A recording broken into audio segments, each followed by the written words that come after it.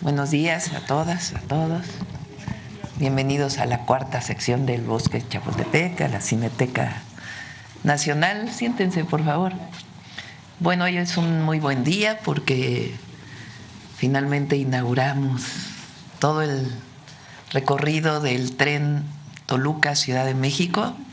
Inauguramos Santa Fe Observatorio y tenemos el gusto de recibir a Clara Brugada, jefa de gobierno de la Ciudad de México, a Delfina Gómez, gobernadora del Estado de México, a Jesús Esteva, secretario de Infraestructura, Comunicaciones y Transportes, Claudia Curiel, por ser anfitriona de este espacio, Jorge Mendoza, director general de Banobras, y Andrés Layuz, titular de la Agencia Reguladora del Transporte Ferroviario y Movilidad Integrada. Bueno, para empezar va, como todos los lunes, ¿quién es quién?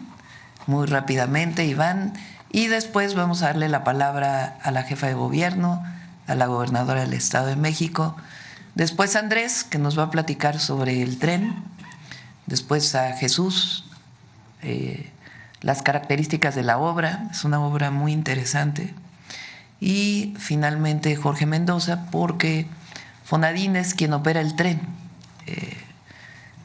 Toluca, Ciudad de México, Toluca. Bueno, entonces vamos primero con Iván.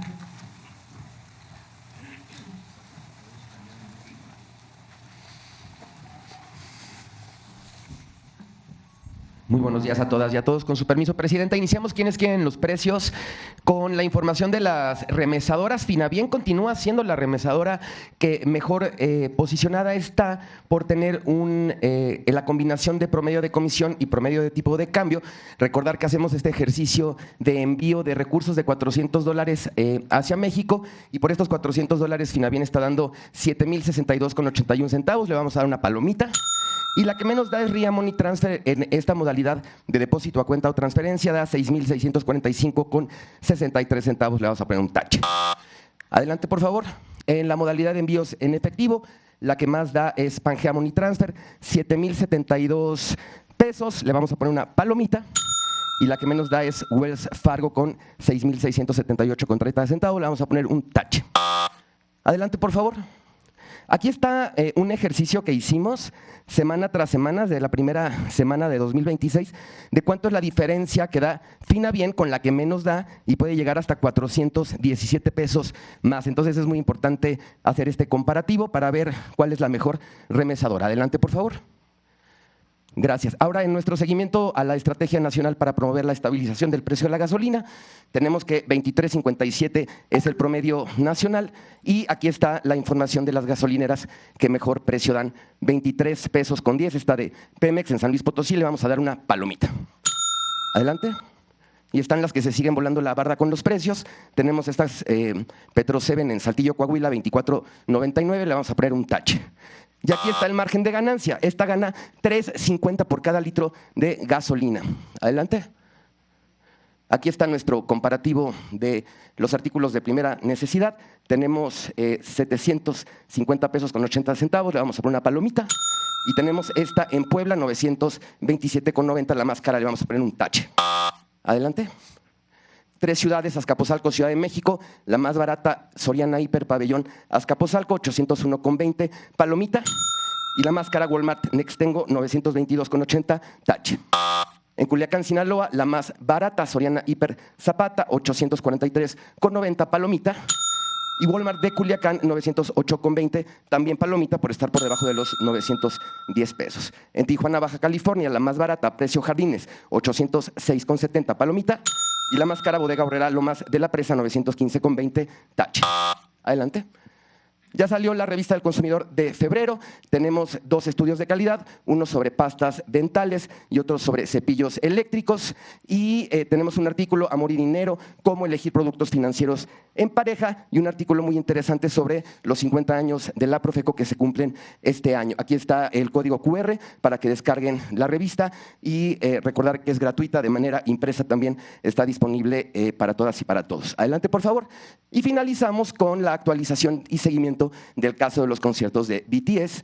Ya iniciamos un procedimiento por infracción a la ley contra Ticketmaster, se notificó el 28 de enero, es una multa por un monto superior a los 5 millones de pesos. La empresa proveedora tiene 10 días hábiles para ofrecer pruebas y manifestarse. Este plazo concluye el 12 de febrero. Segundo punto, notificación a las plataformas de reventa. Ya se emitieron exhortos vía electrónica a 3 plataformas, Viagogo, StopHub y Hello Ticket, con sedes en Estados Unidos, Suiza y España, respectivamente. Se deben ajustar a la regulación nacional para evitar prácticas desleales en contra de las personas consumidoras. De no haber respuesta, se iniciarán acciones legales y administrativas, incluyendo procedimientos por infracciones a la ley y posibles restricciones de operación de estas 3 plataformas en México.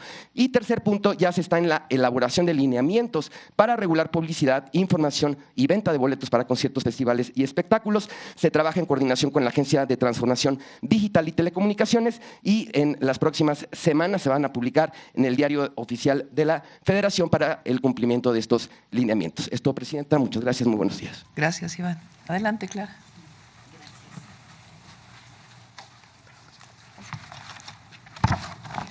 Hola, buenos días a todas y todos. Gobernadora Delfina y Presidenta, buenos días y gracias por invitarnos. Y pues hoy es un día muy importante, realmente va a quedar como un día en la historia de la Ciudad de México, porque hoy logramos uno de los sueños más importantes de la ciudad, que es lograr una comunicación, un sistema de movilidad integrado, pero además metropolitano. Eso es lo que representa el que hoy se inaugure el tren interurbano insurgente, y yo quiero agradecer públicamente a la presidenta Claudia Sheinbaum de la conclusión de esta enorme obra. Seguramente se va a hablar en unos momentos sobre la historia de esta construcción. El presidente López Obrador lo retoma y hoy se concluye esta obra que nos va a transportar desde Toluca hasta Chalco. Lo digo así porque llega a un gran complejo que es observatorio y de allí se toma la línea 1, que apenas se acaba de concluir la renovación total de esa línea, que después de 50 años pues ameritaba una renovación profunda. Y después de allí se toma la línea A, que llega hasta Santa Marta, y de ahí se toma el trolebús elevado que llega a Chalco. Es un ejemplo de una ruta que se puede tomar y que esta obra rompe con esos muros que siempre han estado entre el poniente y el oriente, muros que ha costado mucho trabajo igualarlos a través de la movilidad. Y eso es lo que vemos, las personas que hoy tardan mucho tiempo con viajes desgastantes del Estado de México a la Ciudad de México y viceversa, pues hoy tienen la posibilidad de disminuir tiempo, de hacer un excelente viaje, y cada minuto que se recupere de la movilidad que sufre la población con todos los problemas que implica trasladarse a Estado de México, Ciudad de México, es un minuto que va a la vida de la población. Por eso es tan importante este proyecto de movilidad que hoy se inaugura. Hace justicia territorial y ofrece a la población una movilidad digna, porque hoy los rieles de la transformación están entre los trenes suburbanos, interurbanos que llegan a la ciudad, y también todo el ofrecimiento que se tiene en la ciudad del sistema de transporte público. Esa interconexión entre lo metropolitano y la Ciudad de México hace el éxito de esta gran obra. Así que yo creo que la población pues va a estar muy contenta, que va a lograr comunicar lo que antes era un sueño, hoy es una realidad. Y se hace realidad por todo el trabajo hecho en movilidad en la Ciudad de México, y le agradezco, Presidenta, todo ese trabajo, ese sistema integrado de movilidad que hay en la ciudad. Y hoy damos el paso tan importante que es un sistema de movilidad integrado metropolitano. Así que cada vez, siempre han estado unidos la Ciudad de México y el Estado de México.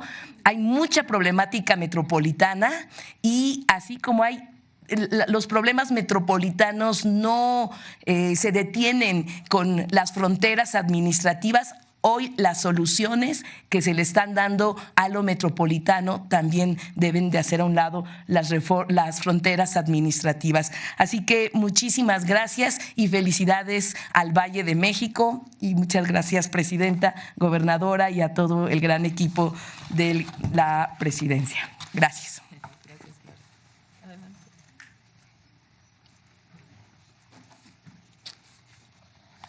Buenos días a todas, a todos ustedes. Saludo en primer lugar y con mucho gusto y mucho cariño a nuestra querida presidenta de la República, doctora Claudia Sheinbaum Pardo, en marco de esta inauguración del tren interurbano, el Insurgente, Estaciones Vasco de Quiroga, Observatorio Santa Fe. Presidenta, gracias por invitarnos a este gran evento. Así, de igual manera, saludo a la licenciada Clara Burgada Molina, jefa de Gobierno de la Ciudad de México. Muchísimas gracias al compañero maestro Jesús Antonio Esteban Medina, secretario de Infraestructura, Comunicación y Transporte. Gracias por todo el apoyo y el trabajo que ha hecho. A nuestro compañero titular de Agencia Reguladora de Transporte Ferroviario, maestro Andrés Layuz Loaiza, que siempre está ahí en Estado de México también atendiendo otros temas. Nuestra compañera secretaria de Cultura, licenciada Claudia Curiel de Icaza. Muchísimas gracias al maestro Jorge Alberto Mendoza Sánchez, director general de Banco Nacional de Obras y Servicios Públicos. Muchísimas gracias al licenciado Iván Escalante Ruiz, procurador federal del consumidor. De igual manera, quiero saludar a todos los que nos acompañan, medios de comunicación, y a los compañeros de las diferentes alcaldías, presidentas municipales. Gracias por estar aquí. Presidenta doctora Claudia Sheinbaum Pardo, nos da muchísimo gusto estar en la mañanera en una ocasión tan significativa. Este día es una fecha muy especial que los mexiquenses recordaremos por siempre, ya que nuestra querida presidenta de México pone en servicio la última etapa del tren El Insurgente. En nombre del pueblo y gobierno del Estado de México, expreso a usted nuestro mayor reconocimiento por concretar una obra de inmenso beneficio social. Y también dejamos testimonio de nuestra profunda gratitud por todas las grandes obras y acciones con las que está ayudando a la sociedad mexiquense. Este tren interurbano conecta a dos de las regiones más grandes y pobladas del país, la zona metropolitana del Valle de México con la del Valle de Toluca. Esta conexión ayuda a que miles de personas que tienen necesidad de trasladarse de la capital mexiquense a la capital del país lo hagan en un transporte seguro, moderno y eficiente. Eso significa la conclusión de esta gran obra, transformar el bienestar de unas familias quienes por cuestiones de trabajo, estudio, gestiones o entretenimiento tienen que usar un medio de transporte para ir a la Ciudad de México. Significa tranquilidad, también de poder usar un tren que con tecnología de punta es seguro, es ágil, evita tráfico en su recorrido y contribuye a minorar el impacto ambiental. Es además un puente de unión entre los habitantes de dos entidades hermanas, el Estado de México y nuestra capital nacional. A nuestra compañera Clara Burgada, jefa de Gobierno de la Ciudad de México, le reitero nuestra mayor disposición, como lo hemos hecho, de seguir trabajando juntas en coordinación y colaboración por el bienestar de nuestro pueblo, con obras de esta magnitud que generan prosperidad con un profundo sentido social. Se responde a la confianza de la ciudadanía en los gobiernos de la transformación. La mejora de calidad de vida del pueblo de México es nuestra prioridad y seguiremos trabajando por ello. Ayer se impulsó al lado del humanista y visionario presidente Andrés Manuel López Obrador. Hoy lo seguimos haciendo y haciendo realidad, conducidos por la sensibilidad y liderazgo de la presidenta Claudia Sheinbaum Pardo. Y sí estamos muy agradecidos porque una servidora que vive en Texcoco, vamos a hacer menos tiempo en Toluca y ya espero que mañana yo ya haga el viaje en el tren Insurgente porque nos va a ir muy bien. Realmente, de verdad, no saben cuánto va a mejorar la calidad, no solamente de movilidad, sino la calidad de vida de los mexiquenses. Sin duda alguna, esto va a permitir que los mexiquenses tengan una mejor calidad de vida, puedan disfrutar más a sus familias, generen economía también, que quite el estrés que a veces tenemos de tanto viajar y que llegamos ya con la premura. Y por ello, presidenta, yo insisto y aprovecho el momento para refrendar mi compromiso y sobre todo el agradecimiento de los mexiquenses por todo lo que hace por nosotros y por la ciudadanía en general. Muchísimas gracias, presidenta. Gracias. Andrés.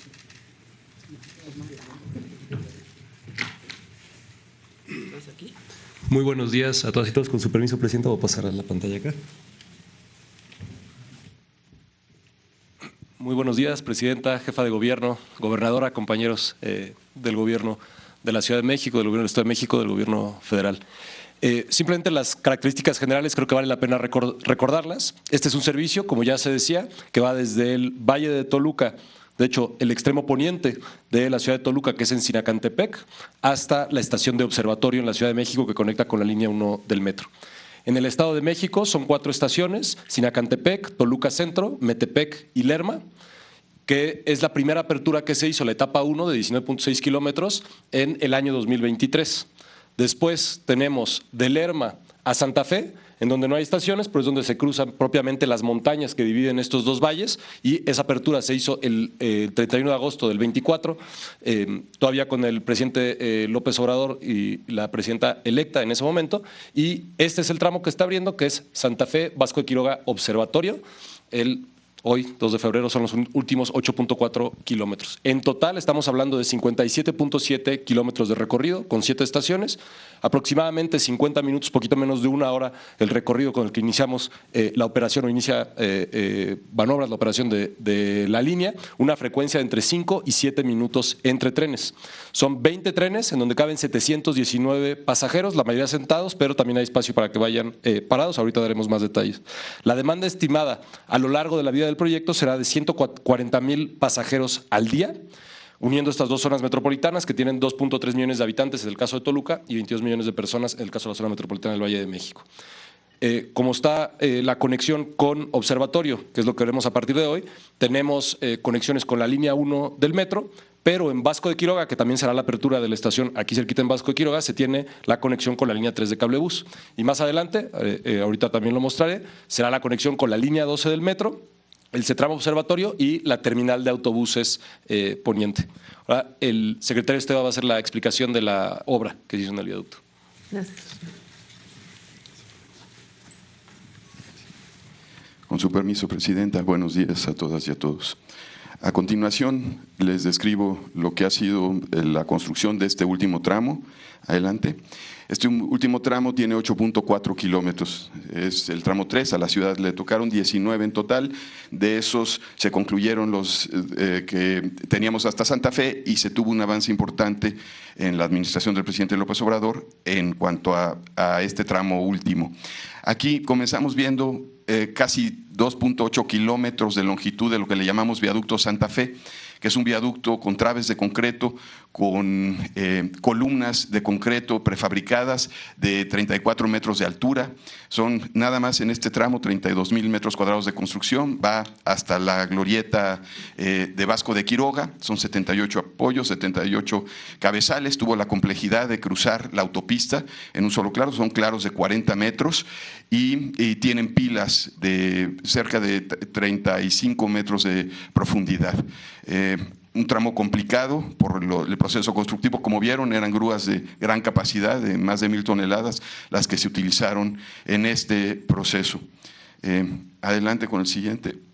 Después entramos a un tramo que le llamamos doble voladizo, que es colado en sitio con estos carros. Este tiene 220 metros de longitud, 45 metros de altura. Se utilizó este procedimiento constructivo y este proceso por la parte de bosque.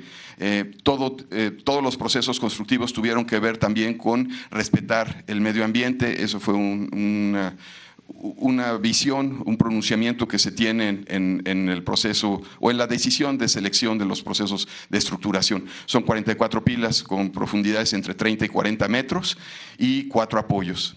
Pasamos a la siguiente. De aquí llegamos ya a la zona del puente atirantado, son 515 metros de longitud, un puente con características únicas por tener una doble curvatura.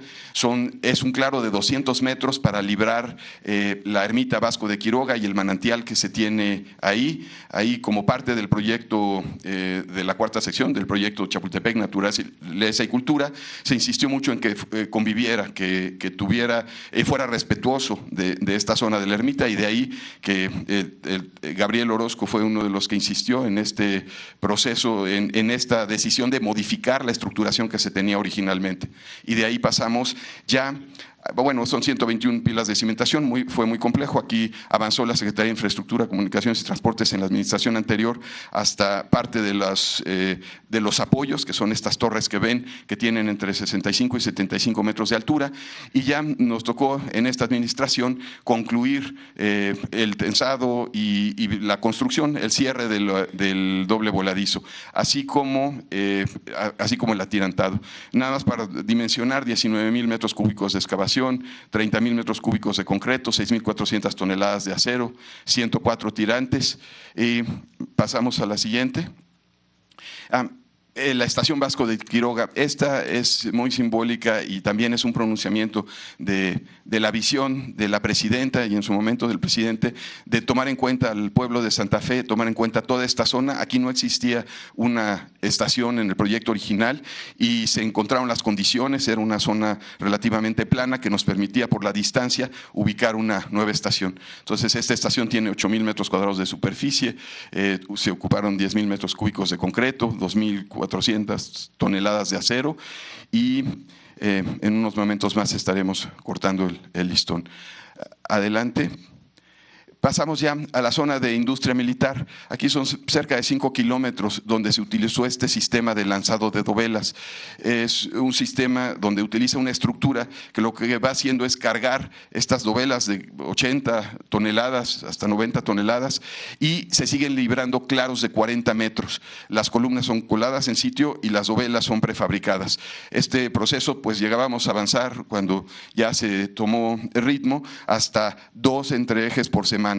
Y con esto pues llegó a 5 kilómetros. De aquí se avanzó hasta, pasamos a la siguiente imagen, hasta la zona de la presa Tacubaya, donde para librar la presa Tacubaya tuvimos que hacer otra vez un doble voladizo con otro sistema para librar 220 metros de longitud de claro.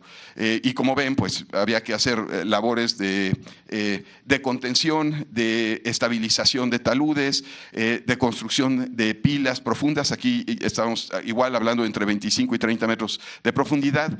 Y de ahí nos seguimos con la lanzadora de dovelas, como ven, pasamos ya a la siguiente, hasta la estación observatorio.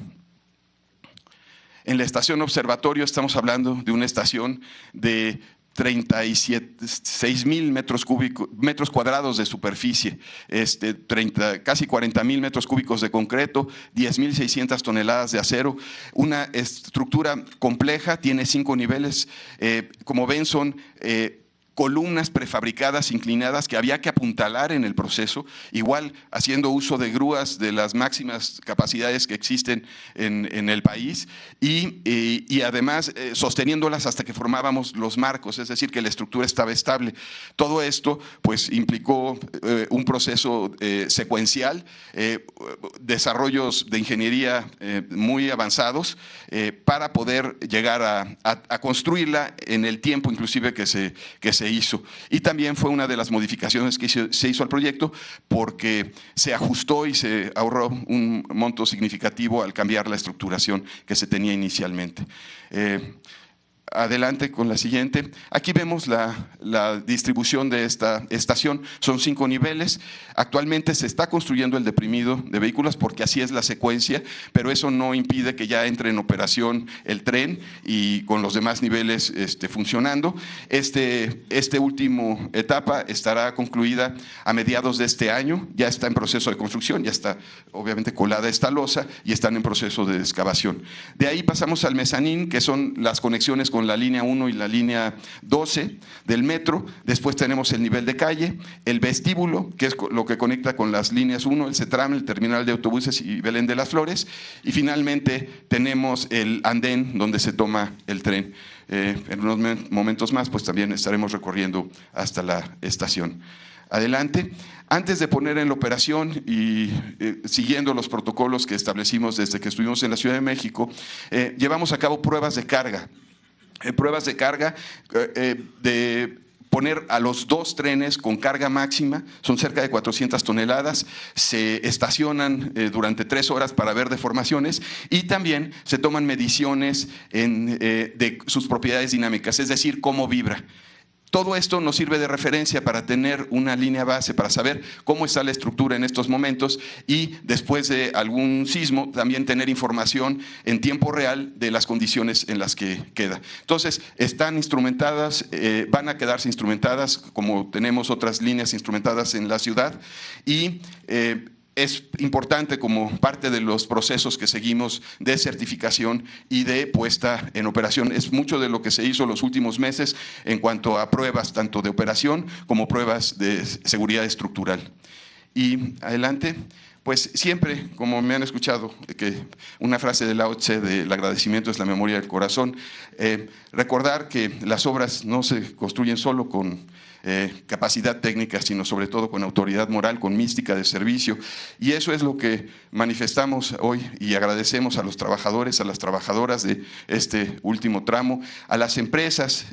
Hoy no podré nombrar a cada residente como lo hice en el caso de Santa Fe, pero a las empresas sí, a ICA, Pontix, Rizani, Gami, Alfa, González Soto, Recal, Sixa, Seinia, Coordina, DTP, Colinas de Buen, Jaguar, Idinsa, 3G, Orba, Copil, Triada, SEASA. Ya Andrés nombrará a los proyectistas. También estuvo el arquitecto Norte en el diseño de estos proyectos. Y finalmente, como les decía, pues las obras unen a las gentes, formamos grupos. Y hoy quiero recordar a 3 personas que se nos adelantaron durante este proceso: a Víctor Ortiz, a Manuel Muñoz Cano y a José Abed. Gracias.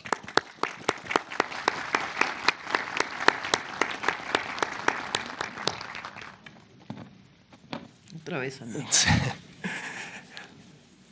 Muchas gracias. Con su permiso, Presidenta. Les voy a dar algunas características de las estaciones, de los trenes, de los sistemas de control de trenes. Adelante. Entonces, esta es la estación Vasco de Quiroga, que tiene la virtud que está a un lado de la Universidad de la Salud y en el pueblo de Santa Fe.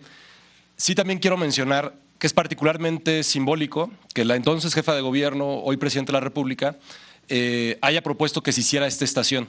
El pueblo de Santa Fe, digamos, tal vez para muchas personas lo que piensan es en la zona corporativa de Santa Fe. Sin embargo, es uno de los pueblos más antiguos que tenemos en nuestro país, que fue fundado por Vasco de Quiroga y que se fundó como un pueblo hospital. Eso quiere decir que era un lugar de recepción. Es enorme la generosidad de la gente del pueblo de Santa Fe para recibir esta estación, para recibir a las y los pasajeros, para recibir a este tren. Y también es un pueblo que en su fundación tiene como origen los principios de democracia, trabajo e igualdad. Entonces, creo que representa muy bien, ya lo decía el secretario Esteva, cuál es la visión que tiene el Gobierno de México. La que sigue, por favor. Tiene, por supuesto, el acceso, tiene todos los torniquetes para que el acceso sea con la tarjeta de movilidad integrada, igual que en los sistemas de transporte de la Ciudad de México. La que sigue. Tiene 2 elevadores y 2 escaleras. La estación está elevada para llegar a la altura del viaducto. Son más o menos 2,5 pisos lo que tiene que recorrer la gente. La que sigue, por favor. Tiene baños, tiene todas las instalaciones de baños. La que sigue, por favor. Seguridad interior, tiene cámaras, tiene voceo y, por supuesto, tiene personal de seguridad. La que sigue. Tiene un andén, es decir, tiene un andén de cada lado. Llega no en andén central, sino con andenes laterales. La que sigue. Y se hizo una intervención justamente en la calle de Pólvora, que está aquí muy cerquita, que es la que permite conectar con la avenida Vasco de Quiroga. Es una intervención de espacio público, lo cual también permitió mover la estatua de Vasco de Quiroga para ponerla en un lugar donde no era parte del flujo vehicular, sino más bien es parte de lo que ven los peatones al pasar. La que sigue, por favor. También se hizo un sendero seguro hacia la estación. Ahorita vamos a ver la conexión que hay del acceso al campo militar, el acceso a la Cineteca y el acceso a la estación de línea 3 de cablebús, la que realmente son unos cuantos metros, son alrededor de 400 metros los que se tienen que caminar entre la estación Vasco de Quiroga del cablebús y la estación Vasco de Quiroga del tren, lo cual permite que las personas se conecten a la línea 7 del metro después del cablebús, que nos mueve de sur a norte en el poniente de la ciudad. La que sigue, por favor. La conexión con línea 3 de cablebús. La que sigue. La terminal observatorio. La terminal observatorio, como pueden ver, voy a hacer una breve descripción de la distribución, que a veces es complicada. Esta es la avenida Sur 122. Esto es lo que mencionaba el secretario Esteva, que es minas de arena, lo cual permite conectar con el viaducto y se está acabando el túnel en este momento. Esta es la terminal de autobuses. Esta es propiamente la estación del tren y esta es la nueva terminal de la línea 1 del metro. Estas pasarelas son las que permiten esa conexión donde los usuarios pueden subir y bajar entre el metro y el tren, y también será la conexión con la estación de línea 12. La que sigue, por favor. Esta estación tiene 3 andenes, lo cual le permite una flexibilidad operativa y mayor capacidad. La que sigue, por favor. Es la zona de andenes que tiene señalética, tiene pantallas informativas, tiene sonorización y también tiene cámaras de seguridad. 22 cámaras de videovigilancia y 51 bocinas en el vestíbulo. La que sigue. Torniquetes igual, acceso con la tarjeta de movilidad integrada, tiene las máquinas de recarga adentro y afuera de los torniquetes, más taquillas. La que sigue. Tiene 3 elevadores y 6 escaleras eléctricas. La que sigue. Tiene sanitarios para mujeres y hombres. La que sigue. Y la conexión directa con la estación de línea 1 del metro. Sí. Esta es la pasarela de conexión que permite también que en caso de que haya acumulaciones hay suficiente espacio para que las personas puedan esperar al tren. ¿Sí? Los trenes son trenes eléctricos, son 20 trenes de 100 metros de longitud fabricados por la empresa CAF. ¿Sí? En los interiores tienen capacidad para 719 personas con accesibilidad universal, también tienen pantallas informativas y espacio para llevar paquetes o maletas pequeñas. ¿Sí? Los sistemas. En total son 57.7 kilómetros de vía en placa, 34 vías en talleres y cocheras. ¿Sí? Funciona con catenaria, toda la tracción se alimenta con catenaria también en talleres y cocheras y a lo largo de todo el viaducto, lo cual permite evidentemente que sea un servicio de transporte no contaminante. La señalización consiste en los semáforos que se ponen dentro del viaducto para información y control de trenes. Son 1.567 piezas con señales luminosas, balizas, contadores de ejes, accionamiento de agujas y cajas de conexionado. La que sigue. Y este tren cuenta con un RTMS, que es el sistema de control de tráfico de trenes europeo, lo cual permite reducir el intervalo entre los trenes, monitorear en tiempo real dónde están todos los trenes, garantizar la seguridad y la distancia entre trenes, así como las restricciones de velocidad, dando fiabilidad y confort. La que sigue, por favor. Y también es importante mencionar que los trenes tienen tracción en todas las cabinas, pero también tienen 3 frenos, el freno eléctrico, freno neumático y freno electromecánico. En total son 1 millón de metros de cableado alimentario instalado, 10.000 piezas de luminarias en viaducto y estaciones de túnel como parte de la instalación de baja tensión, es decir, tiene la alimentación eléctrica de alta tensión para todos, de media tensión para los trenes y todo el sistema eléctrico para la provisión de electricidad y energía para los demás sistemas. ¿Sí? Las siguientes fases de operación. Entonces, hoy, 2 de febrero, ¿qué es lo que podrán ya hacer los usuarios, las y los usuarios? Precisamente aquí tenemos el andén del tren, acá tenemos la línea 1, estas pasarelas con sus escaleras y elevadores permiten esta conexión, así como el CETRAM provisional en el cuerpo oriente y el CETRAM poniente y el CETRAM provisional en el cuerpo oriente y la conexión con la terminal. La que sigue, en el segundo semestre de 2026 se terminará el túnel. Pero no solo se terminará el túnel, también el acceso a nivel del CETRAM, que ya será el CETRAM, ya no el provisional, ya será el CETRAM permanente, manteniendo ya una conexión directa entre el CETRAM, la estación del tren y la línea 1 del metro, la que sigue, y ya en la planta completa, que estamos en obra, terminando, de hecho ya se terminó el túnel de la línea 12 y ya continúa el trabajo en estaciones, llegará aquí la estación de línea 12, que permite igual una conexión directa en túneles de línea 1, línea 12 y el tren con las pasarelas. Y por último, también a mí me gustaría agradecer a las diversas empresas a los trabajadores y trabajadoras de las diversas empresas que participaron, como es Hitachi, Entia, CAF, CMFS, Urales, a la certificadora TÜV Rheinland y la evaluadora de la conformidad SGS, a los proyectistas CENER, a la Supervisión Audinmex, Sintra, III, a CANDE, a la Universidad Autónoma de Nuevo León, al Instituto de Ingeniería de la UNAM y por supuesto a los residentes Noé Arellano, Eloy Gloria, Adriana Cardona, Jessica Martínez. Muchísimas gracias a todas y todos, muchas gracias a Fonadín y a la Secretaría de Infraestructura, Comunicaciones y Transportes. Muchas gracias, Presidenta.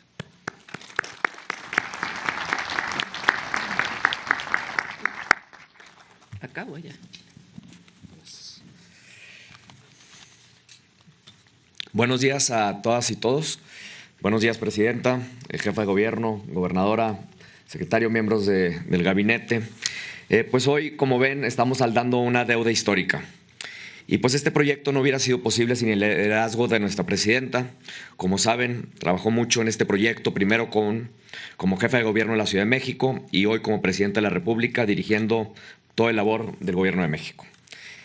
En la administración anterior cumplimos con el objetivo de poner en operación los 2 primeros tramos, Sinacantepec-Lerma en 2023 y Lerma-Santa Fe en 2024. Hoy alcanzamos la última meta, que es ofrecer el servicio en el tramo completo con la conclusión de la tercera y última fase. Hoy el tren El Insurgente llega a Observatorio. Este es un proyecto emblemático también para la institución que me toca hoy en día dirigir, que es Banobras. No solo porque es la principal herramienta financiera del gobierno mexicano, pero también porque somos parte de la operación de trenes, bajo un modelo de innovación y de los más altos estándares de desempeño. Desde el inicio de este proyecto, el Fondo Nacional de Infraestructura, conocido como FONADIN, que es parte de Banobras, ha complementado la inversión presupuestal de la Secretaría de Infraestructura, Comunicaciones y Transportes y de la Ciudad de México. El FONADIN ha brindado apoyo por más de 24,000 millones de pesos para infraestructura y equipamiento, y de 2023 a 2025 hemos destinado 1,200 millones de pesos para la operación. Ahora les voy a compartir algunas cifras sobre la operación de este importante tren. Pasamos a la siguiente lámina, por favor. Llevamos ya 369 días de operación, esto cerrando al 30 de enero de 2026, al día de hoy ya llevamos 871. Estamos transportando alrededor de 22,000 personas todos los días, estas cifras son de los últimos meses. Tenemos 8 trenes en servicios, 50 kilómetros de recorrido y 14,000 horas de servicio ininterrumpido. Llevamos 67,000 vueltas y son más de 5 millones de kilómetros. Y pues este tren, el Insurgente, ha sido utilizado por más de 15 millones de personas y ha sido uno de los principales medios de transportes que se han utilizado en esta región de nuestro país. Regresamos a la siguiente, antes. Hemos tenido el privilegio de ofrecerle a todas y todos ellos una alternativa confiable, ágil, eficiente, segura, reduciendo sus tiempos de traslado y con precios competitivos en comparación con otros medios de transporte. Y hemos procurado altos niveles de desempeño en la operación en este importante medio de transporte masivo e interurbano. Reconocemos el gran labor de la Secretaría de Comunicaciones y Transportes, la Agencia de Trenes y el Gobierno de la Ciudad de México, así como el Estado de México, en la construcción y equipamiento, y nos orgullece complementar esta labor con la operación del servicio a las personas usuarias. Aprovecho también a mencionar que aquí en el público nos acompañan 2 personas que han sido muy importantes para la operación del tren. El primero, que es el director general del FONADIN, Carlos Mier y Terán, y segundo también, que es el director general del tren Insurgente, el ingeniero Andrés Reynoso, y que la verdad son 2 grandes funcionarios que han estado trabajando con un gran desempeño. La Secretaría de Infraestructura, Comunicaciones y Transportes y sus contratistas concluyeron el periodo de pruebas de forma satisfactoria, más de 113,000 kilómetros de prueba. Aprovecho también para reconocer el trabajo de las 750 personas que hoy prestan servicio en el tren, en la operación, y servicios de las personas usuarias, conductoras y conductores, que son 95, reguladoras y reguladores son 30, personal operativo, técnico, administrativo, 192 personas, las empresas de seguridad y limpieza, 444 personas. Muchas gracias a todas y todos. Si pasamos ahora a la siguiente lámina, por favor. Como ya se mencionó, pero quisiera repasar algunos de los datos más importantes. Tenemos ya 7 estaciones en operación. El día de hoy ponemos 2 nuevas, Observatorio y Vasco de Quiroga. Vamos a contar con 16 trenes en servicio en todo momento, 2 más en reserva y 2 más en mantenimiento, así con un total de 20 trenes a nuestra disposición. La capacidad máxima por cada uno de los trenes es de 719 personas. Va a recorrer una longitud de 58 kilómetros en menos de 1 hora. Con una velocidad máxima de inicio de 120 kilómetros por hora y un promedio de 80 kilómetros por hora. Y eventualmente vamos a alcanzar una velocidad máxima de 160 kilómetros por hora y un promedio de 90 kilómetros por hora. La frecuencia en trenes será de máximo de 12 minutos y el costo en función de trayecto será entre 15 y 100 pesos. Llegar a Observatorio a Toluca hoy costará solo 90 pesos y tomará menos de 60 minutos, en comparación con las 2 horas y media y hasta 120 pesos en otros medios de transportes.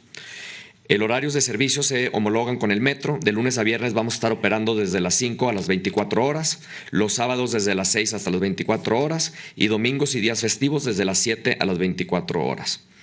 El último tren de Sinacantepec a Observatorio estará saliendo a las 23 horas de cada día. El personal del tren ha sido capacitado y nuestros conductores y conductores y reguladores han sido certificados y cuentan con sus respectivas licencias. El sistema cuenta con tecnología de punta, medidas de seguridad, ATO y ATP en trenes, un centro de control, monitoreo, vigilancia y circuito cerrado, entre otros. La Protección Civil ha supervisado las instalaciones y protocolos de emergencia. Nos hemos coordinado con el Metro y la Agencia de Trenes y Transporte Público Integrado para coordinar las maniobras de control y gestión de personas usuarias entre ambos sistemas de observatorio. Contamos con un centro de control operativo con la más alta tecnología desde donde se supervisa en tiempo real toda la operación.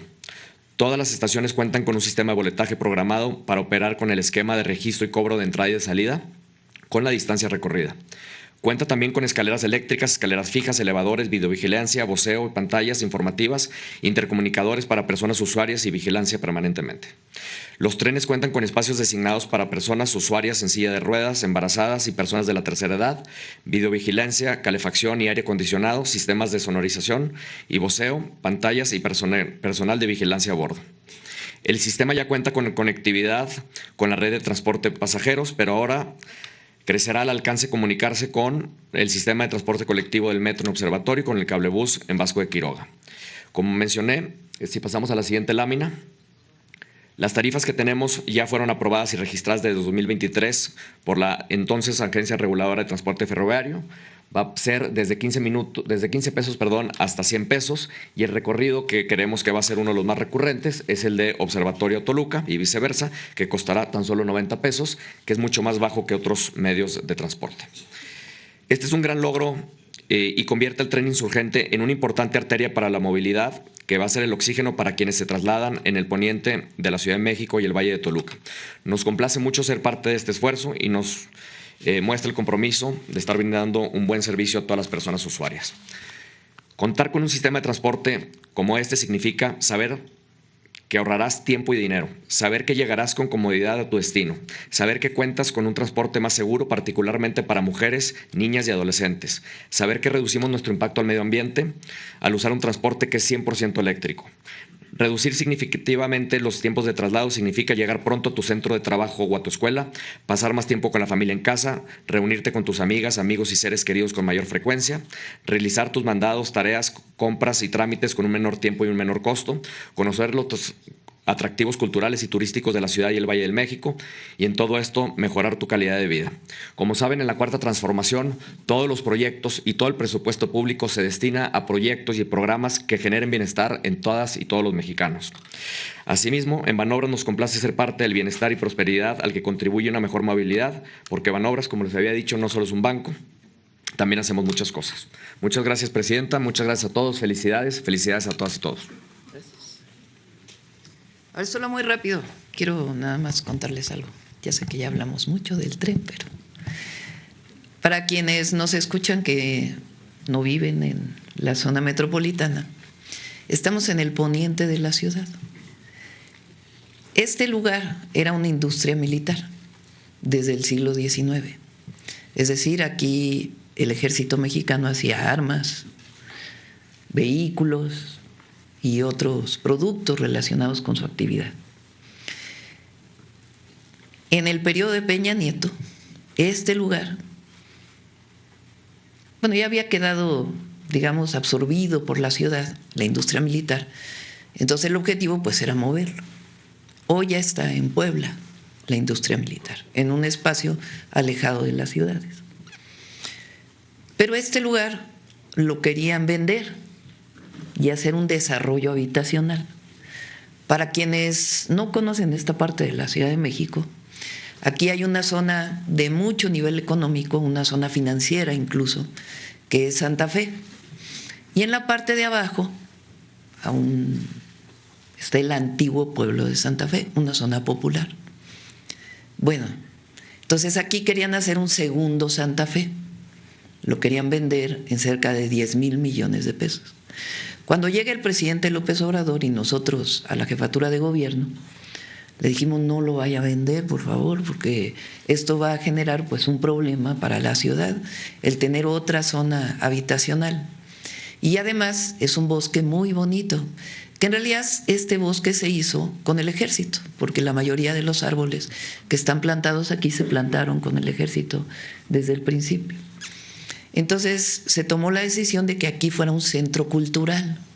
Entonces este es un centro cultural donde hay una escuela de artes y oficios, está la Bodega Nacional y está la Cineteca Nacional. Estas obras se hicieron cuando fui jefa de gobierno, con el equipo que también está aquí, y entonces estaba Alejandra Frausto en la Secretaría de Cultura. Quien coordinó estas obras fue Gabriel Orozco, uno de los artistas nacionales e internacionales más reconocidos del país. Entonces, eso es lo primero de la gran diferencia, de haber hecho aquí un lugar de desarrollo habitacional de muy alto nivel económico a un parque público, un espacio público para todas y para todos. Y además, ampliar Chapultepec a la 4ª sección del bosque de Chapultepec. Aquí se puede llegar con un cablebús que viene desde Los Pinos, que era la residencia oficial de los presidentes y que hoy también, gracias al presidente López Obrador, es un espacio público, y se puede llegar en cablebús desde Los Pinos hasta este lugar.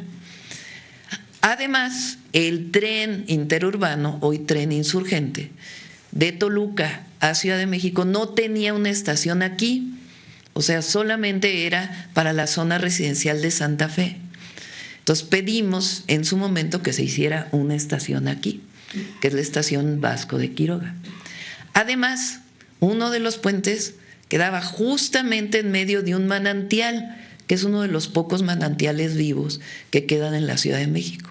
Y Gabriel Orozco pidió, y nosotros pedimos, pues que se hiciera otro puente distinto para poder salvar el manantial. Entonces el manantial se salvó y se hizo uno de los puentes más bonitos, que es el puente atirantado, que queda justamente en la zona popular de Santa Fe. Además, aquí en este lugar está la Universidad de la Salud, que es una universidad gratuita que también hicimos cuando fui jefa de gobierno. Entonces, como ven, pues es una visión completamente distinta. No solamente es un tren que mueve desde Toluca hasta Ciudad de México, sino que además pues es una visión completamente distinta de recuperación del espacio público y de integrar a las zonas populares a un transporte de primer mundo. Entonces es la visión del pasado frente a la visión de la transformación. Bueno, agradezco aquí a todas las empresas que están presentes y a todo el equipo. Bueno, adelante, vamos con las preguntas sobre el tema, sobre el tema.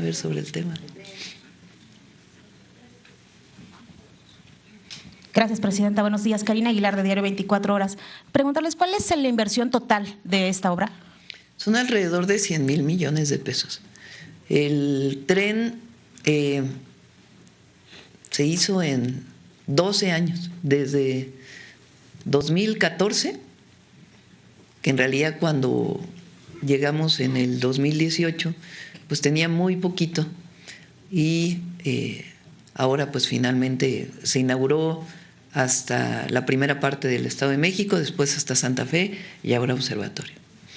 Y en este sentido, ¿cuánto puso el gobierno del Estado de México, Ciudad de México, todo federal, o todo es gobierno federal? Okay. Todo es gobierno federal.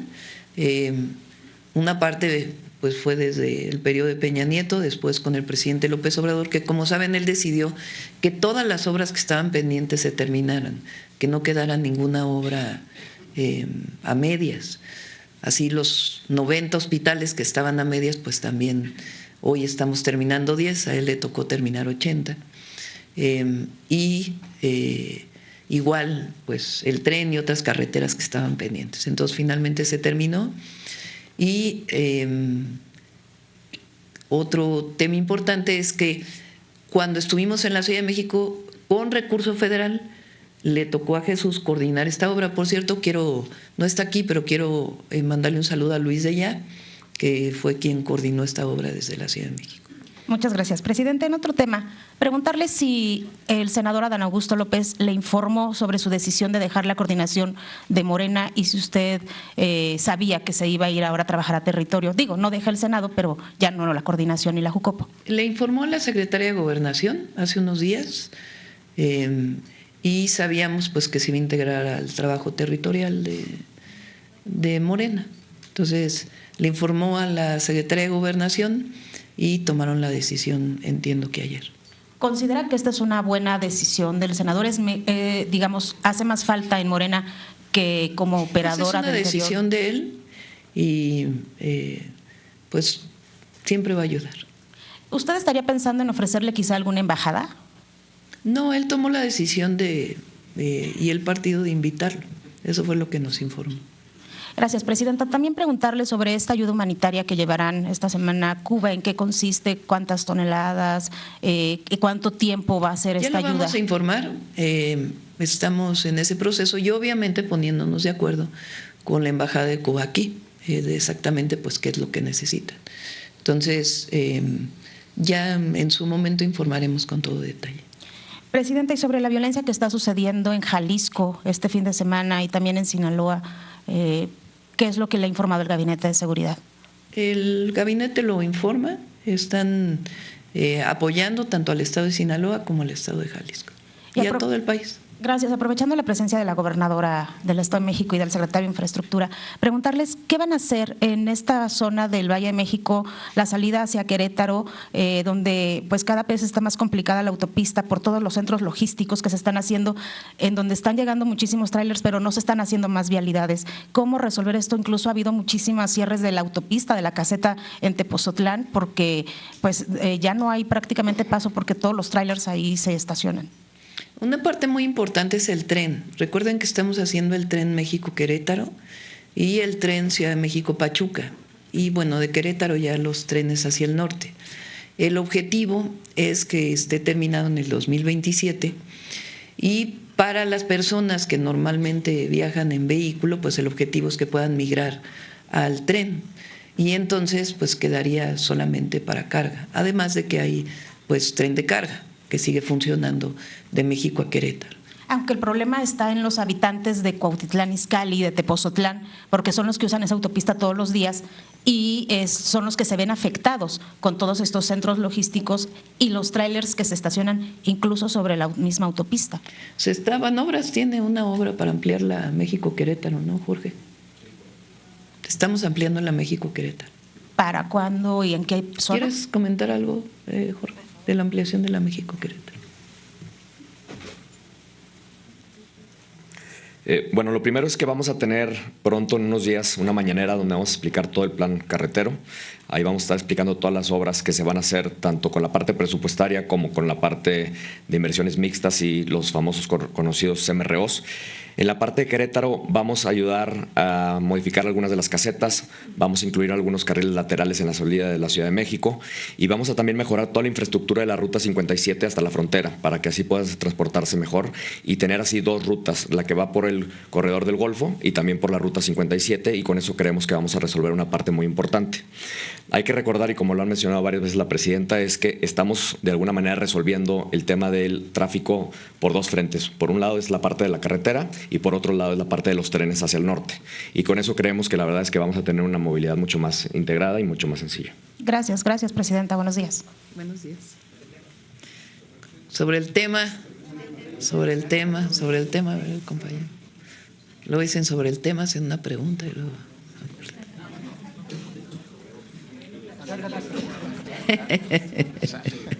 Gracias, presidenta. Buenos días. Alejandro Alemán, de Diario Plaza Juárez y de Enlace Mexamérica.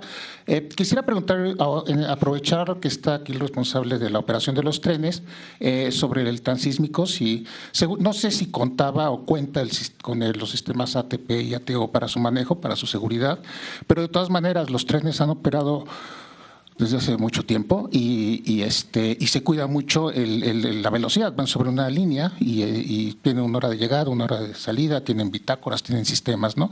En el caso del accidente del transísmico, algo pasó y no solo es el asunto de que el conductor excedió la velocidad. Hay sistemas que se están siguiendo y me gustaría saber cuáles son las medidas que están implementando para que esta situación no se vuelva a repetir. Gracias. Si te parece, en otra ocasión está terminando la agencia un informe, ahorita si quieres puedes platicar, que están terminando un informe que es obligación de la agencia terminarlo. Este informe será público, evidentemente, y además le he pedido yo a la agencia y a la Secretaría de Marina, al corredor interoceánico, que antes de que inicie la operación del transporte de pasajeros pueda tener una certificación internacional. De hecho, parece que están escogiendo a la misma certificadora que certificó este tren. Si quieres platicar cuál es el procedimiento del informe, Andrés.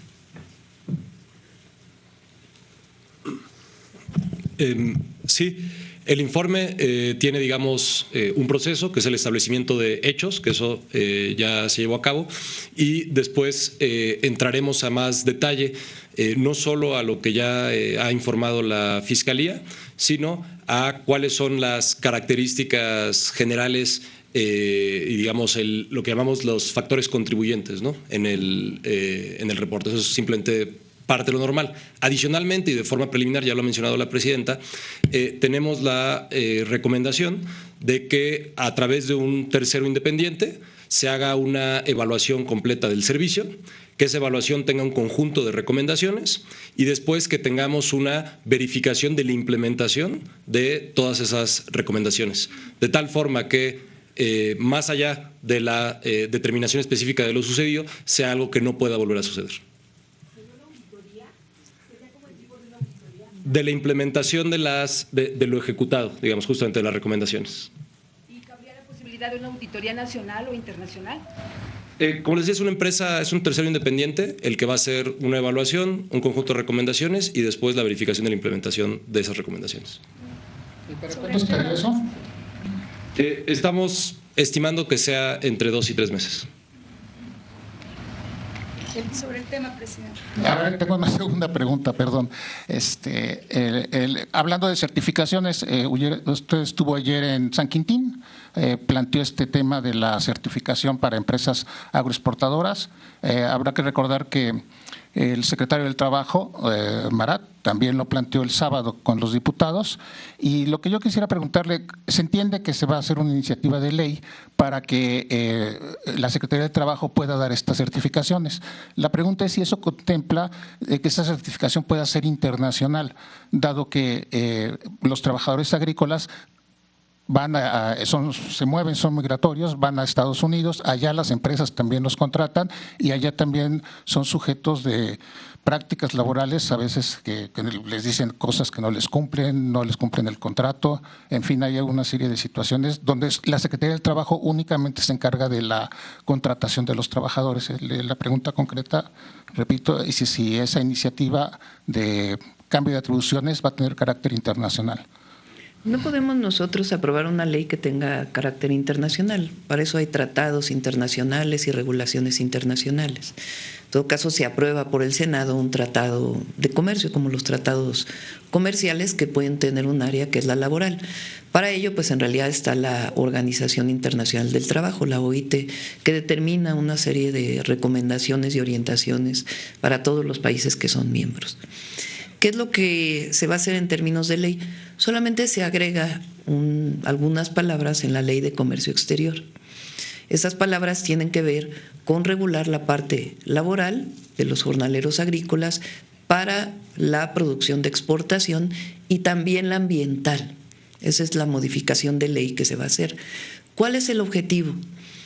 Si se exporta aguacate, tiene que venir un certificado del número de trabajadores en todo el proceso que tienen seguridad social. Si no tiene ese número de trabajadores a partir de una normatividad, entonces no tiene la posibilidad de exportarlo. De igual manera en San Quintín pues no se siembra aguacate, ahí son fresas, son berries, pepino, otras, jitomate, también ahí no solamente en Sinaloa, también en San Quintín hay jitomate, y la mayoría es de exportación. Entonces, el objetivo es que quien exporte tenga necesariamente que presentar su certificado del número de trabajadores que están inscritos a la Seguridad Social. Y eso se checa con el Instituto Mexicano del Seguro Social para que en efecto así sea. En el caso del aguacate, pues también que la siembra del aguacate no implique deforestación, que es una práctica que en años recientes pues ha ocurrido. Se cambia el uso de suelo de forestal a zonas aguacateras. Todo esto ha sido consensado con las empresas y con trabajadores. No es algo solamente una idea del gobierno, evidentemente es una iniciativa nuestra, pero hemos estado trabajando con las empresas para que no haya ningún problema y están de acuerdo. Entonces se modifica la ley de comercio exterior, luego vienen alrededor de 6 meses para ir adecuando, como fue en el caso de las plataformas digitales, de los trabajadores de plataformas digitales, y después ya viene la obligatoriedad. Oiga, presidente, entonces, ¿cómo protege? Se entiende que esta legislación va a proteger a los trabajadores agrícolas en México.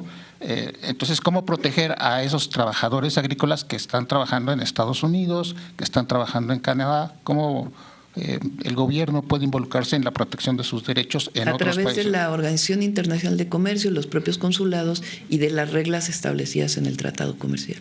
Mire, hay un caso que le planteé la otra vez que tuve la oportunidad de tomar la palabra, que es de un campesino, Jacobo Hernández Rubio. Él es un campesino de San Luis Potosí, del pueblo de Xitla, que ya salió como trabajador migratorio agrícola, recibió un balazo en el estómago. Ya lleva casi un año que no puede tramitarse toda la parte de seguro médico y demás para que pueda tener un trasplante. Y bueno, ese es solo un caso de los muchos donde los trabajadores quedan expuestos y bueno, pues lamentablemente es un mundo burocrático que no les permite el que puedan ser ayudados, el que puedan acceder a otro tipo de Está cosas. en contacto con él el consulado, pero de todas maneras lo revisan. Es que es casi un año. Sí, lo que pasa es que ustedes saben cómo es el sistema de salud en Estados Unidos. No es, si aquí de por sí es difícil el trasplante, allá pues tiene sus dificultades. Incluso se ha ofrecido el traslado, pero es complicado en la situación en la que está. Entonces se está en contacto con él y voy a revisar para que en efecto pues siga este contacto. Sí, de hecho hubo un festival de recaudación de fondos ayer en Los Ángeles y la comunidad migrante, muchas personas de la comunidad migrante están preocupadas por esa situación, se ven reflejados en sentir un cierto desamparo, en fin.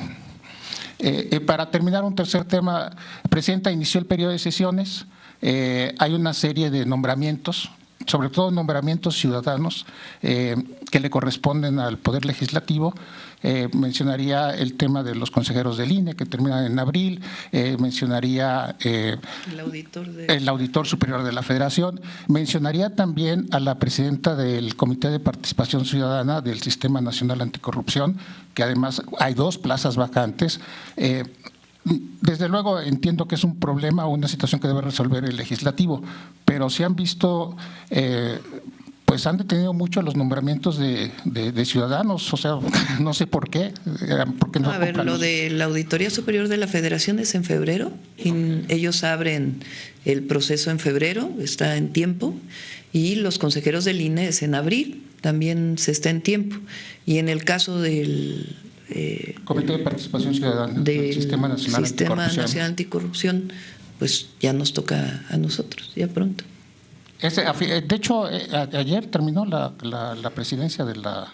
Sí, por eso. Y es consejera ciudadana, entonces sí. Usted hará las 3 propuestas porque quedan 2 plazas vacías de consejeros ciudadanos. Sí, ya vamos a platicar de eso.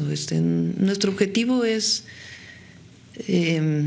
empoderar al ciudadano en el tema de la corrupción que vive el ciudadano. Sí. Y pensamos hacer modificaciones porque es un sistema pues que no ha funcionado muy bien. Entonces, más allá de las características y demás, nosotros queremos empoderar a la gente para que la gente que vive una situación de corrupción, aparte de lo que tenga que ver con lo que tiene que hacer el gobierno y las instituciones públicas, la Secretaría Anticorrupción y Buen Gobierno y la Auditoría Superior de la Federación, en sus auditorías a las instituciones públicas, pues queremos que el ciudadano tenga la capacidad de denunciar y que se haga algo con ello. Entonces, vamos a presentar algunas iniciativas en este sentido. A ver, entonces, nada más cerrando, ¿usted considera que el Sistema Nacional Anticorrupción, que tiene 15 años, no funciona? Y complementaría la pregunta sobre esto que se habla de que los ciudadanos tenemos derecho a vivir en un ambiente libre de corrupción. No solo tienen derecho, es una obligación del gobierno.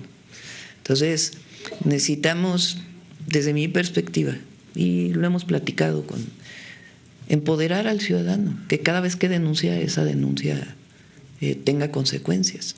Entonces eso es muy importante y no necesariamente está inscrito en la legislación actual. Gracias, presidenta. Sí.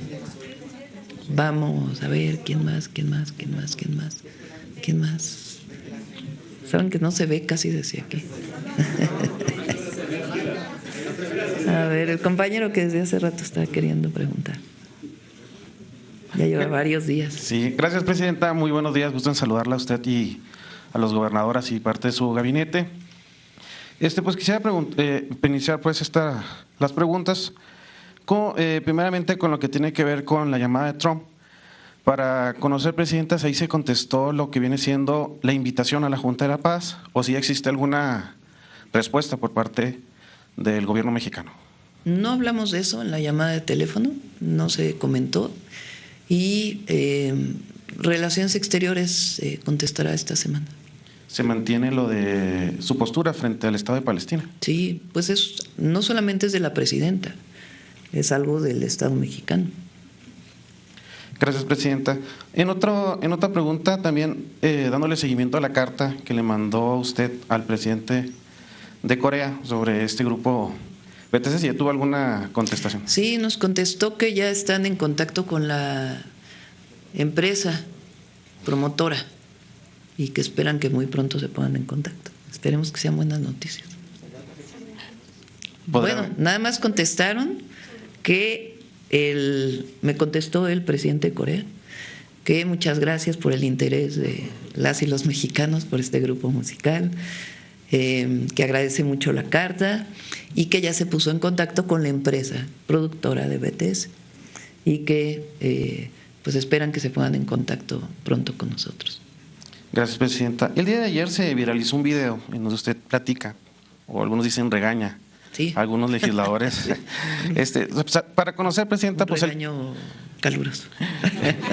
Conocer el contexto que tocó finalmente y que pues llamó a la atención a los legisladores. ¿Qué vivió pues en el estado? San Quintín es una zona de muchas carencias. Apenas es municipio en el estado de Baja California. Era parte del municipio de Ensenada. Es un municipio muy grande. Solo por decirles, de una punta a otra punta son 500 kilómetros. San Quintín tiene muchísimos años que tiene esta producción de distintos productos agrícolas de empresas, a diferencia de otros lugares en nuestro país, donde la producción es a través de ejidos, de comunidades. También ocurre ya en otros sitios a partir de la reforma del 92. Pero particularmente San Quintín tiene muchos años de producción agrícola con jornaleros agrícolas. El jornalero o la jornalera agrícola pues recibe un ingreso por trabajar en el campo.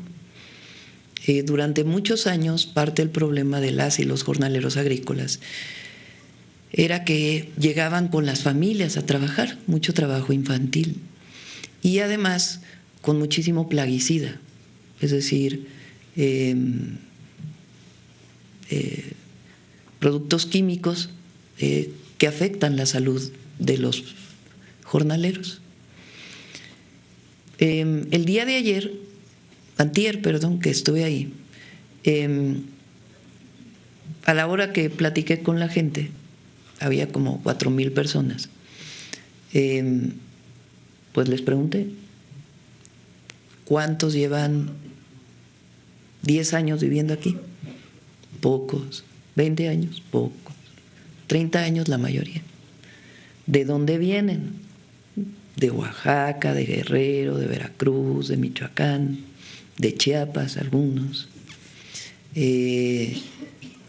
Muchos mixtecos, triquis, que van ahí a trabajar y que se quedaron.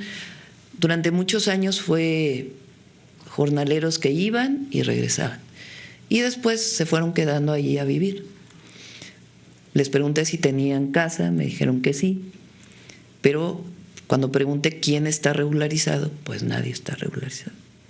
Viven en asentamientos. un lugar de mucha carencia de agua. Cuando pregunté cuántas horas trabajan, la mayoría más de 8 horas al día, y ganan por caja, no ganan un salario, y muchos de ellos no alcanzan el salario mínimo. Entonces es una situación pues de pobreza. Las y los jornaleros agrícolas son de los habitantes de nuestro país, migrantes internos. Algunos van a Sonora, otros a Sinaloa, en este caso a Baja California, pues que tienen muchísimas carencias. Estamos haciendo un plan integral. Inició con el presidente López Obrador el Plan de Justicia de San Quintín. Ahí ha habido muchas luchas de los jornaleros por sus derechos. De hecho, la reunión se hizo en una universidad intercultural que hizo el presidente López Obrador. Entonces vamos a terminar un hospital, lo vamos a agrandar, que hay allí, vamos a mejorar todos los centros de salud, vamos a mejorar todas las escuelas, vamos a hacer más preparatorias, vamos a mejorar las calles y vamos a poner un centro integrador donde esté presente el gobierno de México. De hecho, ahí se va a quedar la compañera que es la responsable de bienestar del Estado, que se llama Carmen. Ella se va a quedar a vivir ahí durante un tiempo. Vamos a poner un centro del gobierno federal en San Quintín, en un gimnasio de manera provisional, y vamos a construir uno. Y uno de los temas centrales es que hay un centro de justicia laboral, de tal manera que ahí puedan ir a atender pues todas las violaciones a los derechos laborales que se puedan presentar. Frente a esta situación, pues obviamente uno queda, pues se siente, ¿cómo decirlo?, no porque a uno le corresponde mejorar la circunstancia laboral y de vida de todos esos trabajadores, pero hay cierta tristeza, cierto acongojamiento y sentimiento por la situación que viven muchos compatriotas en nuestro país. Y uno de los temas que dije en los 100 puntos que me voy a comprometer es atender particularmente la situación de los jornaleros y de las mujeres de la maquila, que en otra circunstancia, pero también viven situaciones difíciles, además de campesinos en el sur-sureste del país, que estamos también incorporando otros programas que le llamamos El Maíz es la Raíz, para apoyar la mejora de la calidad de vida, además de los programas que ya existen, Caminos y otras cosas. Obviamente los primeros 6 años del presidente López Obrador se hizo muchísimo, pero todavía queda mucho por hacer, pues de todo ese periodo neoliberal que generó estas condiciones pues tan difíciles para mucha gente. Entonces cuando voy saliendo, algunos diputados me decían foto, foto, foto. Entonces como que me parecía que no iba una cosa con la otra, ¿no? La foto de la presidenta con la circunstancia que estábamos viviendo. Entonces por eso un poco molesta. Les dije, no anden allá arriba, no se queden allá en el Congreso, acá en la ciudad nada más, vayan a territorio, estén cerca de la gente, porque pues es lo que todos los que venimos de este movimiento pues tenemos que tener presente siempre, y más cuando ves carencias tan importantes en una población. Ese es, digamos, el momento. Siempre voy a estar agradecida, obviamente, con todos los diputados, diputadas, senadores, senadoras, pues porque se han aprobado muchísimas reformas muy importantes para el país y para el avance de la transformación. Pero pues es un llamado a todas y a todos de que hay que estar cerca de la gente, y sobre todo cerca de la gente humilde, que es la que más nos necesita. Bueno, sí, hay que preguntarles a ellos, ¿verdad? Pero yo creo que es un llamado de atención a todas y a todos frente a una circunstancia así. Presidenta, ya por último es el tema de los vehículos chuecos. Al inicio del año usted deroga este decreto, pero viene otro… Chocolates, más bien. Chocolates. Es que al norte se le dicen chocos, ¿no? Porque no trae. Pero bueno, han venido algunas asociaciones que ya conocemos, las famosas ONAPAFAS, a otra vez a invitar a las personas dueñas de estos vehículos a tramitar amparos. Incluso son amparos o el trámite pues que ellos están cobrando de 2.500 a 3.000 pesos, lo que antes era regularizarlos. Pues tratando de alguna otra manera de decir que ellos pueden otra vez volver a plaquear estos vehículos. Recordando cuando se tomó esta decisión, el presidente Andrés Manuel López Obrador, además de la ayuda social, pues, o el problema, atender este problema social, se hablaba del problema de seguridad, porque muchos vehículos eran utilizados para cometer delitos. Entonces, ¿cómo cerrar, Presidenta, este círculo? ¿Cómo lograr cerrar esta problemática para no regresar otra vez a lo mismo, más vehículos sin placas que otra vez se van a utilizar y sobre todo volver a este problema social de organizaciones que timan de alguna otra manera o se aprovechan de la necesidad de estas personas? El decreto cumplió, digamos, su función, porque eran vehículos de cierta edad que tenían que regularizarse. Entonces eso se cumplió para ese periodo. Y de todas maneras hay un proceso de regularización que estamos simplificando para que no tenga que haber ningún coyote o alguien que esté cobrando por hacer un trámite que de por sí pueden utilizar. Entonces el decreto se cumplió y por eso se cerró, pero sigue habiendo la posibilidad de regularizar. Entonces vamos a dar mucho más información y facilitar cualquier trámite que se haga para ello. Muchas gracias, Presidenta. Buenos días. Bueno, vamos sobre el tema. A ver, 30. A ver.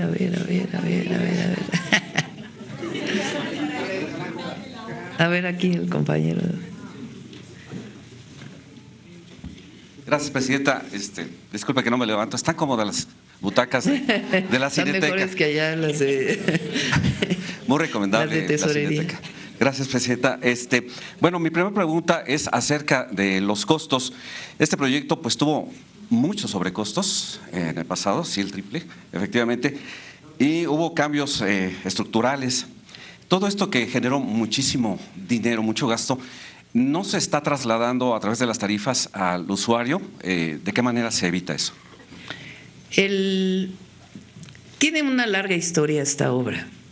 Esta obra se licitó con un proyecto ejecutivo allá en el 2014. Gana una empresa,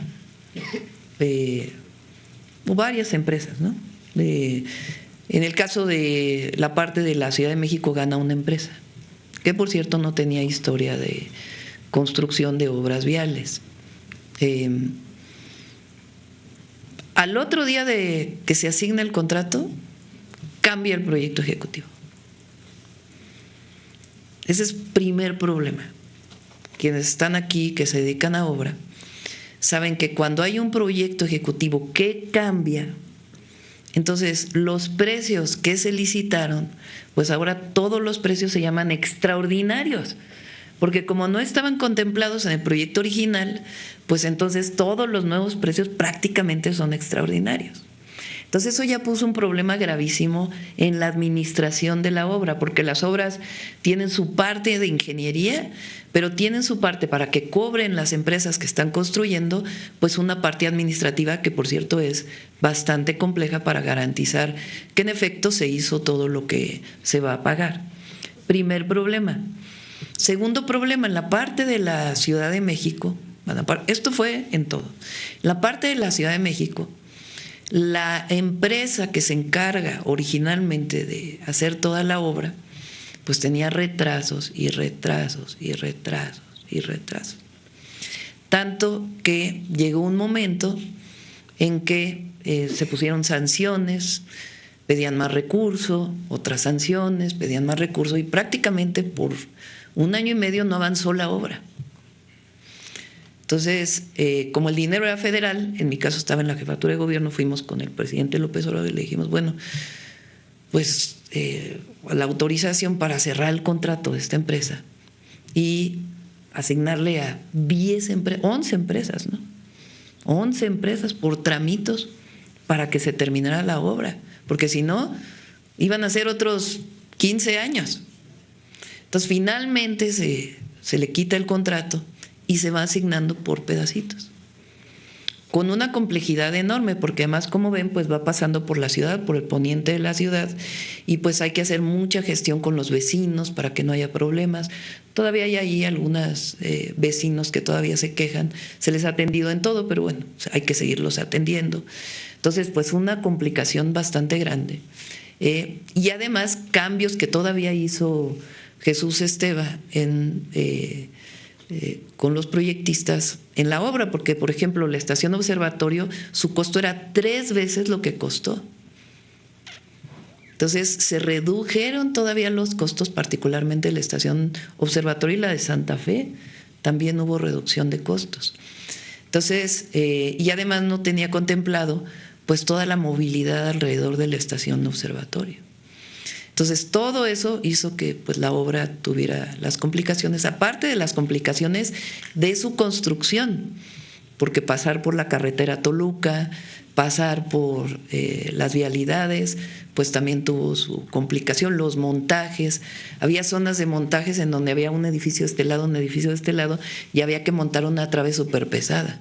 Entonces, todo eso tuvo pues bastantes complicaciones técnicas, administrativas, pero finalmente, pues con todas las pruebas, hoy está listo. Si uno va de Ciudad de México a Toluca, pues va en vehículo o va en transporte interurbano, en cualquiera de las líneas. Cuesta más de 90 pesos ir en transporte, pues en, no sé, foráneo se llama. Es que iba a decir los nombres de las empresas, pero no. En transporte foráneo cuesta más, de 90 pesos. Entonces, en tren es más barato ir. Y se está considerando pues que los tramos no cuesten más de lo que normalmente cuesta el transporte. Entonces, incluso está subsidiada una parte, esperando que en los próximos 2-3 años pues ya tenga los suficientes pasajeros para que ya pueda operar pues sin necesidad de un subsidio. De todas maneras, pues todo lo que requiere el tren para apoyarse. Por eso el monto de el México, pues 90 pesos, que parecen mucho, pero es más barato que irse en foráneo. Ya viajamos en algunos tramos y efectivamente el precio es mucho menor a la estabilidad que se siente en el tren y la seguridad. Sí. Muchas gracias. No me presenté, Arturo Pavón, de Efecto Colateral. La siguiente pregunta es, pues hablando de estas grandes obras, las que vienen todavía, pero las que usted inauguró, si me permite enumerarlas, porque realmente creo que fue bastante productivo. La primera etapa del viaducto elevado de Tijuana, la inauguración de la Unidad Académica Tijuana de la Universidad Nacional Rosario Castellanos, el Centro de Control de Tráfico Marítimo de Ensenada, que parece estación lunar, está impresionante, la carretera Bavispe Nuevo Casas Grandes, que conecta a Sonora con Chihuahua, y también el proyecto de modernización del puerto de Guaymas. ¿Qué es lo que le trae todo esto a México? No, pues muchísima obra. Para Tijuana el viaducto elevado es importantísimo, porque para ir de Rosarito a la frontera, al cruce de Otay o cualquiera de los otros cruces, se pasa por el centro de Tijuana. Entonces ahora hay un segundo piso, y el segundo piso mide 11 kilómetros. Tiene un túnel, de alrededor de 1 kilómetro, y después viene el segundo piso, que va justo pegadito a la línea, al muro. Por eso dije yo que nosotros construimos puentes. Entonces, fíjense nada más, pues es una obra impresionante con muchísimas complicaciones, porque el suelo de Tijuana también es especial, lleva pilas muy profundas, y lo construyeron los ingenieros militares. El general Manzano fue el responsable de esta obra, que inició el presidente López Obrador, y nos tocó terminarlo. El siguiente mes se inauguran algunos accesos que todavía están pendientes, pero en un mes se resuelve. Entonces, vean, pues es una obra muy, muy impresionante. Ese es el viaducto elevado. Y a Tijuana, y en general los visitantes de México que vienen de San Diego en general de California, pues va a ser muy, muy útil. Esa es la primera obra. Después, la Universidad Rosario Castellanos era un edificio que se iba a usar para temas de la Fiscalía. finalmente estaba abandonado, tenía algún problema estructural, se resolvió el problema estructural y se construyó ahí una universidad. Ya tiene cerca de 2,000 estudiantes y tiene este pizarrón, que por cierto los donó el presidente municipal de Tijuana, que son pizarrones que se pueden ver en internet. O sea, en internet están viendo el pizarrón y ahí se puede ir anotando. Entonces pueden llevar clases a distancia. Y también pues muy emocionante porque en Tijuana pues les pregunté a todos ¿qué hubiera pasado si no hubiera estado esta universidad? Pues nadie hubiera estudiado universidad, ¿no? Nadie hubiera tenido educación superior. Todavía nos falta también otro edificio y si es necesario se amplía. Ahí también en Tijuana se está construyendo otra preparatoria y ampliando otras que ya no tuvimos tiempo de visitarlo. Después de ahí nos fuimos a Ensenada, ahí es la torre de tráfico, del control de tráfico marítimo, también muy impresionante la torre, Centro de Control de Tráfico Marítimo de Ensenada. Ensenada ya no vamos a hacer la ampliación del puerto, porque había varias problemáticas y además está el proyecto de Punta Colonet que queda muy cerca. Entonces ya no se va a ampliar el puerto más que pues lo que tiene ahí mismo, ya no se va a construir mucho más. Lo que sí es que están llegando a Ensenada alrededor de 1 o 2 cruceros diarios. Entonces se va a ampliar la parte del crucero, de los cruceros, porque quieren llegar más cruceros. Y sirve mucho pues para todo el tráfico de la zona. Y una ligera ampliación del propio puerto que ya existe. Y para los pescadores sí se va a ampliar una parte. Y de ahí nos quedamos en Ensenada y al otro día fuimos a San Quintín, que ya platicamos. Y de ahí volamos en helicóptero volamos en avión a Hermosillo y luego en helicóptero hasta Bavispe, que las distancias en Sonora, en el norte, son muy considerables. Y miren nada más qué bonita quedó la carretera. Ahí no había carretera, no había. Entonces, esta carretera va de Bavispe a Nuevo Casas Grandes ya está en Chihuahua. Entonces, no solamente es la comunicación regional y local, que es muy importante para la población, se dedican al ganado, ahí hay un río muy bonito, el de Bavispe, y ayuda porque no había la conectividad, había que subir por Hermosillo para llegar a Ciudad Juárez, y ahora esta es una alternativa para llegar a Ciudad Juárez. Entonces, desde Guaymas pero es una carretera de 134 kilómetros que se hizo en 10 meses. Ahí Jesús, la verdad, y todo su equipo, nuestros respetos, porque y quedó muy bonita y la gente está súper feliz. Y de ahí nos fuimos a Guaymas. Y en Guaymas se va a ampliar el puerto. Ahí hay una inversión muy importante que también tiene un buen rato, que le anunció el presidente López Obrador, que es una planta de licuefacción de gas natural.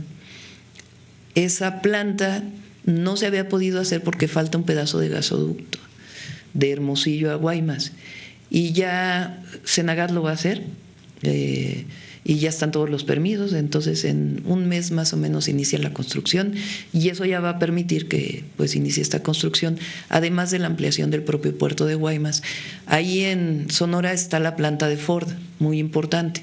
Entonces de Ford se van hasta Lázaro Cárdenas en tren o en tractocamiones.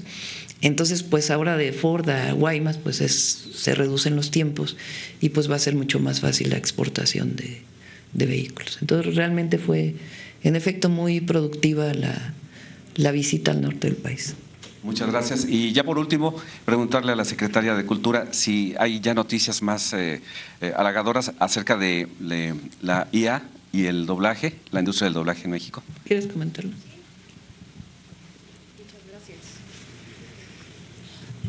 Pues ya estamos listos, haremos un evento con la presidenta cuando ella nos indique, para presentar la iniciativa. Trabajamos con toda esa comunidad y llegamos a un acuerdo y a un diseño con la Consejería Jurídica y ya está esa iniciativa lista. Muy pronto la estaremos anunciando.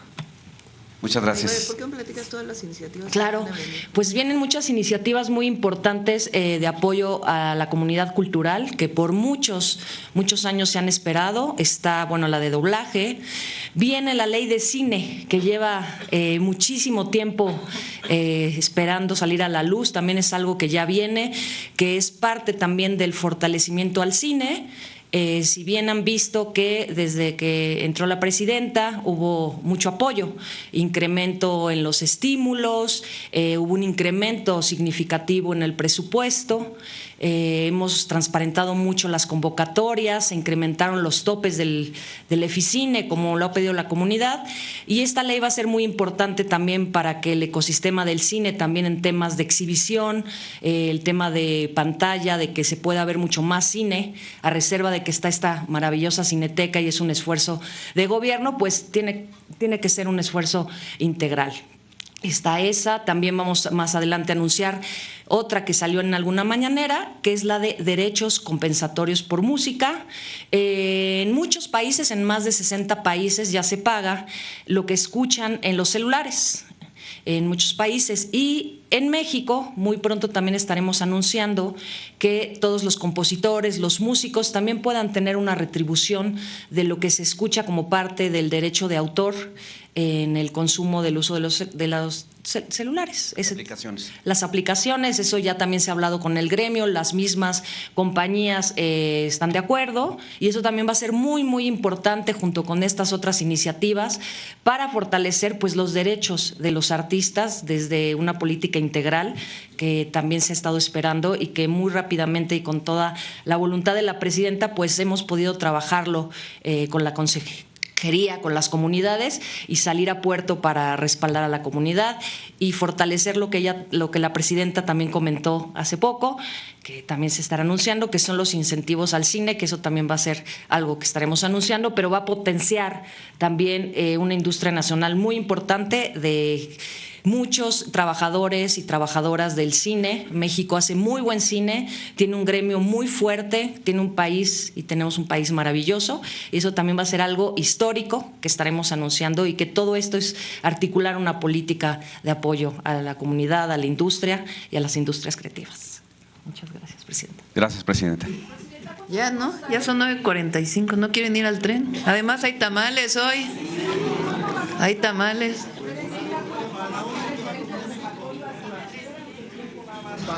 Ahí, ahorita les pasamos, ya los pasó. Ya, ¿no? Tamales. Vamos a los tamales. 2 de febrero, tamales. Vámonos. Vamos a los tamales. Gracias, buenos días a todos. Viernes, presidenta. Hablamos por esto en la conferencia de viernes. Michoacán. Mañanera. Gracias. Michoacán, yo creo. Lo más seguro es que sea en Michoacán, pero todavía estamos viendo si es en Querétaro el jueves y de ahí nos quedamos al 5 de febrero. Sí. ¿Perdón? Siempre ha habido muy buena interlocución con el Senado. Muy, muy buena interlocución. Gracias.